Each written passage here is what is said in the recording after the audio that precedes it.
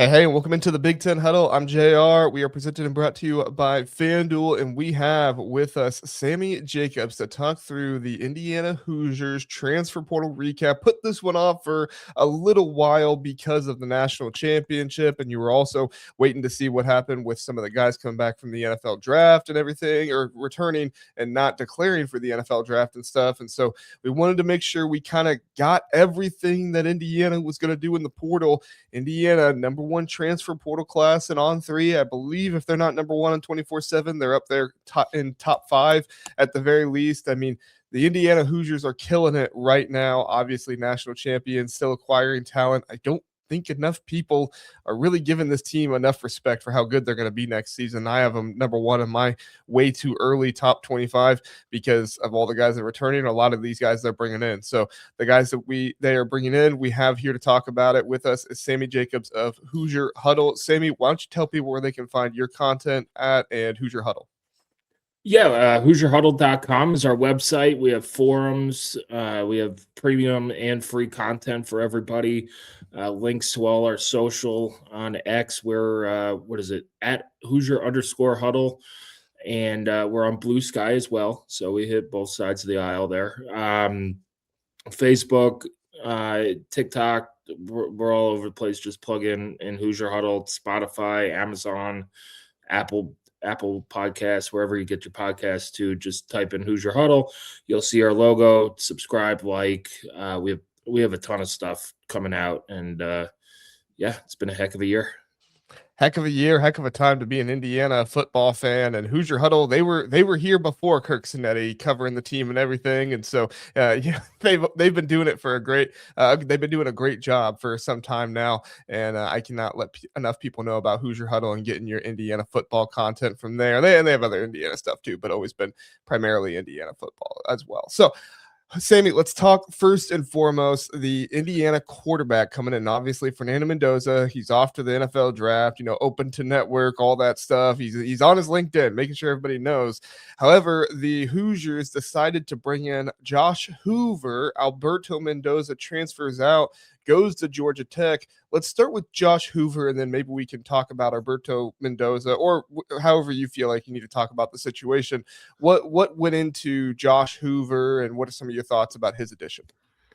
Yeah, so Josh Hoover was originally a Tom Allen commit, and he decommitted from IU when Nick Sheridan got fired as the offensive coordinator. And, we won't spend too much time on those dark days, but he was, IU's always been on his radar. He went from there down, decommitted, went to TCU, and has played good ball.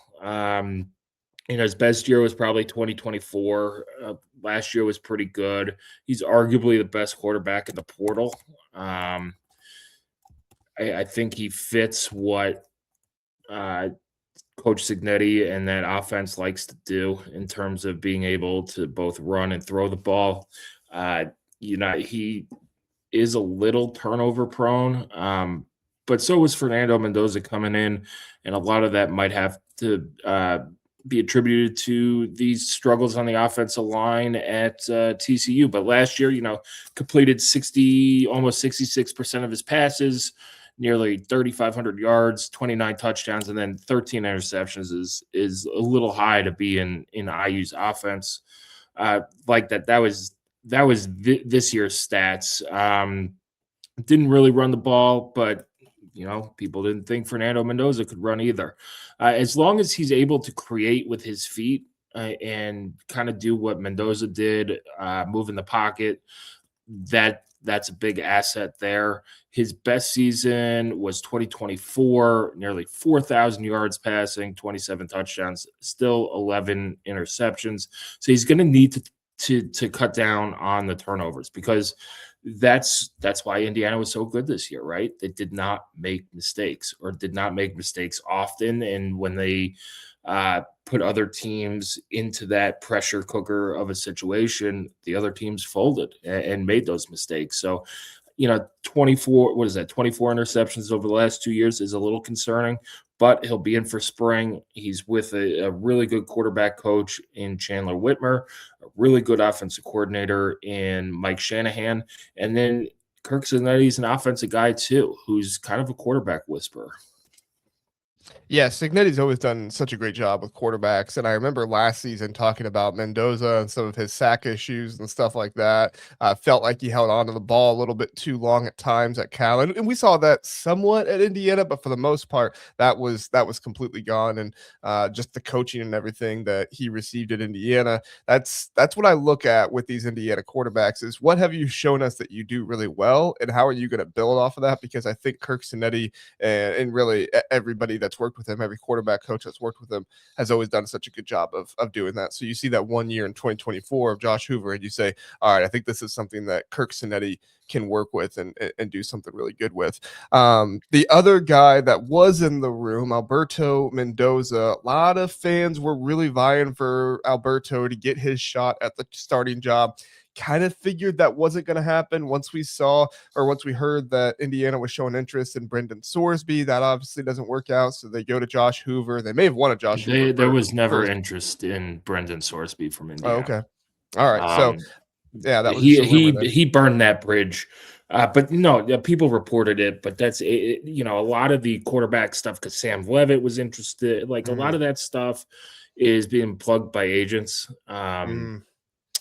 And not come and look, everybody tampers. I mean, but again, coaches are super, careful at what they did. They're not going to openly admit to, hey, we're talking to so and so. So it is all this information is coming from one side, and you want to blame agents, but they're doing what's best for their client. Their client, oh, we have interest from Indiana. They're the darlings of 2025. So yeah, you should pay us some more. But there was no the interest on Sorsby wasn't mutual. It was, I think, Hoover all along. But going into the season, all I heard was, man, coaching staff loves Alberto. They're going to try and line him up. But here was the problem. He had Grant Wilson and Fernando Mendoza were leaving. He didn't bring in a quarterback in the freshman class. So you needed to bring in somebody. Like at least one quarterback to ensure depth. And really, Alberto, outside, he played well. He's cleaned up his mechanics. He has a bright future, but he never got a chance to prove himself. You're not going to ask him to throw the ball 10 times when you're up by 50 points and things like that, but he had the tools. So like the thought going into portal season was, okay, are they going to bring in somebody to compete with Mendoza? And I don't know if that was the case bringing in Hoover. I don't know if you could sell IU saying, hey, we're going to bring you in just to compete for the job. Or it was they knew Alberto was leaving because he didn't want to compete for the job. But that's all speculation. So I think it is a blessing in disguise that he's leaving because the burden of following his brother Fernando would have been high. You're the guy following the guy, right? Kind of like Kalen DeBoer at Alabama, and that's not going too well for him. So get out of the spotlight at Indiana, go to Georgia Tech, be your own quarterback, and who knows? Maybe he finds his way back to Bloomington in the future. Maybe. I mean, Georgia Tech is a place where you can have some really good quarterback play down there. We saw it this season. Blanking on the name of the quarterback down there. Haynes King. He was awesome. Right.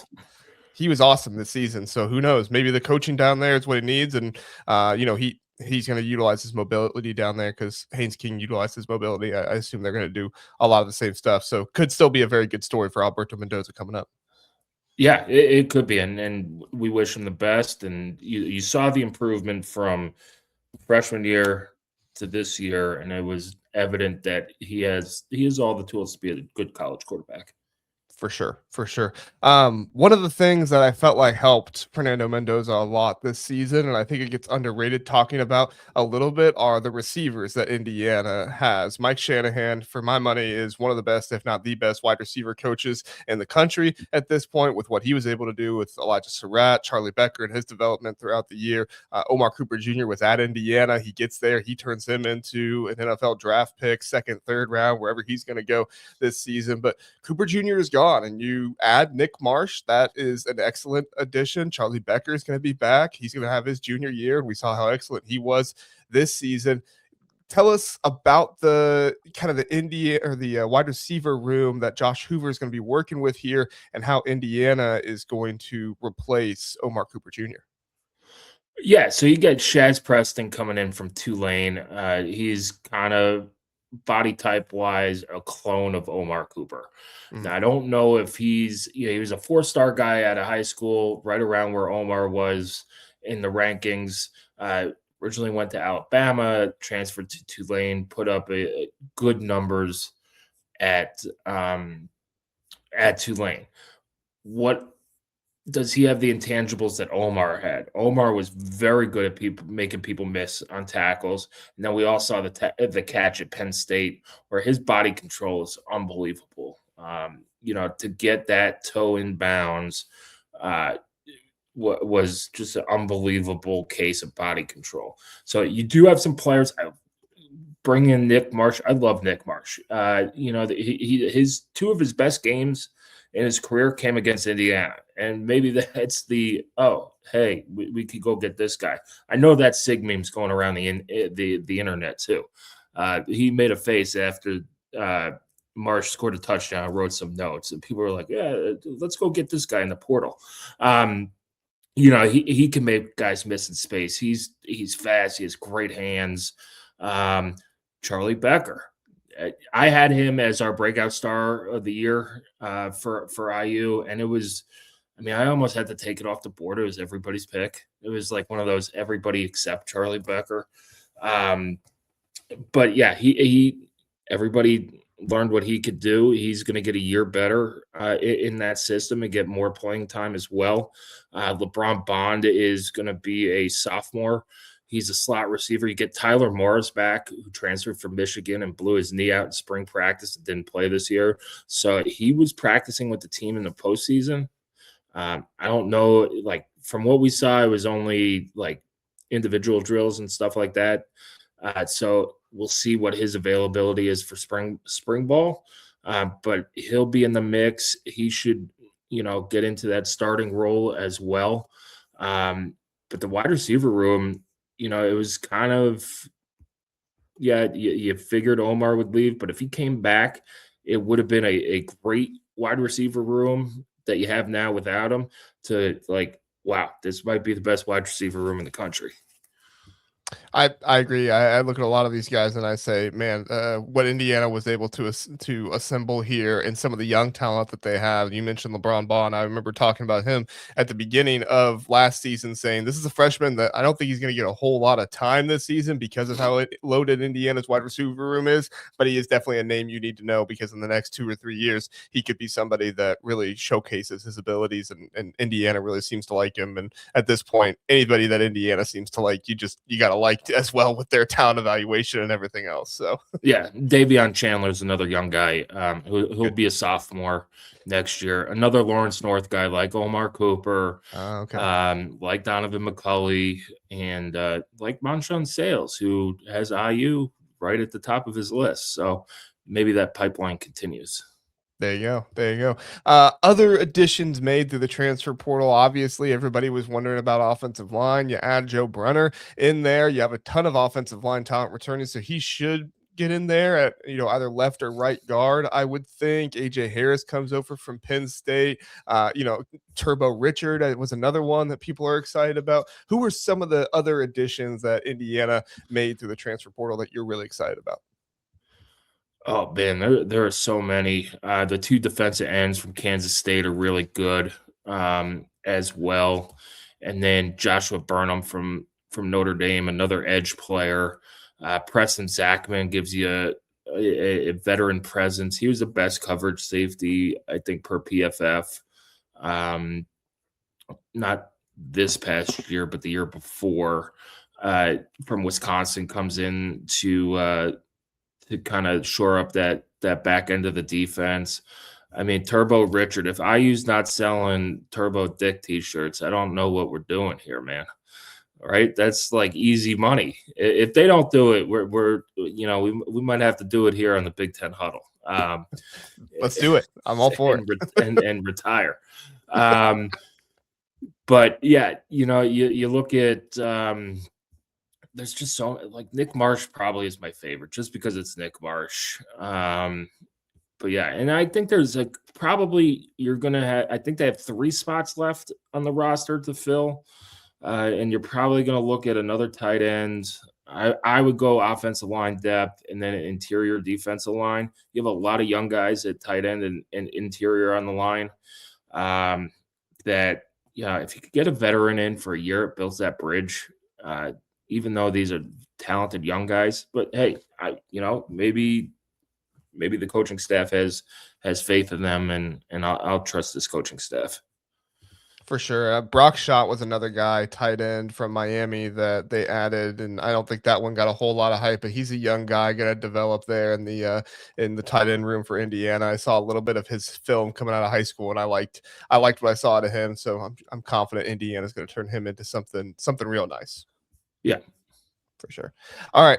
The departures as well here. So you don't lose a whole lot, more so to the NFL draft than anything else, which, comes with the territory of many of these teams that do very well. A lot of players want to stick around, whether for their next spot or just because of the way they get developed and stuff like that. But one name that did go into the portal that did surprise some people was Hosea Wheeler. Now, you mentioned before when we were coming on here, he's going to be trying to get an extra year of eligibility. Just your thoughts on Wheeler moving on, and if there's any other departures that maybe surprised you, concern you, or just your thoughts on the departures overall. I mean, his departure wasn't surprising because we thought he was graduating. Mm-hmm. I think the biggest surprise was, he's trying to get another year, which we'll see. We'll see. They need to have some sort of guidelines or rules in the sport. Everywhere in the sport. It's happening in basketball and everywhere else too. Yeah, maybe IU could go take somebody from the CFL or something. I don't know. Whatever. No, NFL Europe doesn't exist anymore. But his departure, he was a big part of that defensive line depth. But it's like you were planning on him not being here anyway. Would have been nice to get him back, but I don't think you could go into, and IU dealt with this year with Lewis Moore. And in fact, Moore had a great year, but he really locked in after his lawsuit was handled. And I don't know if IU wants to deal with that again, where you're counting on a player to play major minutes, and you don't know week to week. You didn't know if Lou Moore was going to be eligible. You had to wait till Wednesday or whatever day of the week that court case was to see if they got, an injunction, a dismissal, or just, kick the can down the road. Eventually they kicked the can all the way down the road and he could play. But it was like just unnecessary drama that maybe IU didn't want to have when building this roster. So I think he's committed to Baylor, but we'll see if he wins that lawsuit and gets the extra year. But when you're looking at projecting 2 deeps and rosters and all that stuff, he was already like out the door because his eligibility was exhausted. That makes sense. And, not wanting to deal with that too. I forgot about that whole Lewis Moore situation. I can definitely see Curt Cignetti probably not being too happy with not knowing if a guy's going to play until Wednesday or Thursday with how much he prepares and everything else. I mean, every coach does, don't get me wrong, but yeah, that I think that's all we kind of have with the transfer portal recap here. Sammy, was there anything else transfer portal wise or anything else you wanted to mention before we get out of here? Just that Carter Smith coming back for another year instead of going to the NFL. I think some people had him mocked in the first round. Some people had him as a day 2 pick. Coming back, getting him back solves a lot of problems. And then, getting Joe Brunner as well will allow Bray Lynch to move to center to replace Pat Coogan. And we'll see. The offensive line should be pretty good again next year. You think a Johnny to right tackle coming in there? Yes. Yeah. Okay. I did an offensive line episode with Indiana. I said I think they should be the favorite to win the Joe Moore Award with bringing in Joe Brunner and the guys they're returning and stuff like that. That's where I projected Johnny. So I was curious your thoughts on that. So Yeah, I mean, he could play. Yeah, I think he stays at right tackle, but he could bump into guard if you need to as well. mhm. And then it's basically just rearranging the furniture on what fits best. But your top five. Your top five linemen. And they have a couple other young linemen in there who projected pretty well. But it's an old man's game up front, and contrary to all these experts, Indiana is not a bunch of 35-year-olds out there. They are like under 24, and they do have some freshmen from high school. I thought it was so funny. They, a lot of the Miami fans wanted to talk about, oh, they're all 25, 26-year-olds or whatever. And I told people the majority of their starters are actually juniors. Maybe some redshirt juniors, but the majority are actually juniors. And then after the national championship, you got the news that Mohamed Toure was coming back for his 8th season. I was like, huh, who's the team with a 26-year-old starting for him now? Yeah, all these numbers get bumped off because you have like a 30-year-old punter, and I think I used backup punter who never played. He was like the third string punter on the roster. Was also a guy who served 2 years in the Air Force Reserves, so he could be like 26 years old too. Yeah. I don't even think they put birth dates on the website anymore. But they it know. was like I went to go look it up because I was gonna go do the ages. I was like, I don't think this is accurate. I went to go do the ages, and I had to like go see when they were saying happy birthday to people on social media, and even then, I didn't know the year. So no, yeah, those 25-year-old, 26-year-old Australian punters were guys who went to the Air Force Reserve, coming back probably up that average age a little bit. oh, I'm sure. All right. Well, Sammy, thank you so much for coming on here. Everybody go check out Sammy's stuff and the whole crew over there at Hoosier Huddle. They do a great job, and we appreciate Sammy spending his time here with us to do an Indiana transfer portal recap. As always, we have all the other teams on the playlist down below as well. Go ahead and check out those teams: Oregon, Ohio State, Michigan State. We did one for them. We still have a few more: Northwestern, Purdue, guys like that coming along, but a lot of them are done at this point. Just got USC and Michigan done, and so there's a lot of good content there. I think it's a much better way of learning about the transfer portal rather than just looking at the rankings. The rankings do a good job; they do the best job they can, but I think there's far more that we have to learn than just how many stars does this guy have and stuff like that. Like Hosea Wheeler going into the portal, not sure if he's going to have eligibility for next year. That's really good information that I think people should know. So thank you for listening. Thanks for watching. Have a good one. We'll see you next time. Yep. Thank you.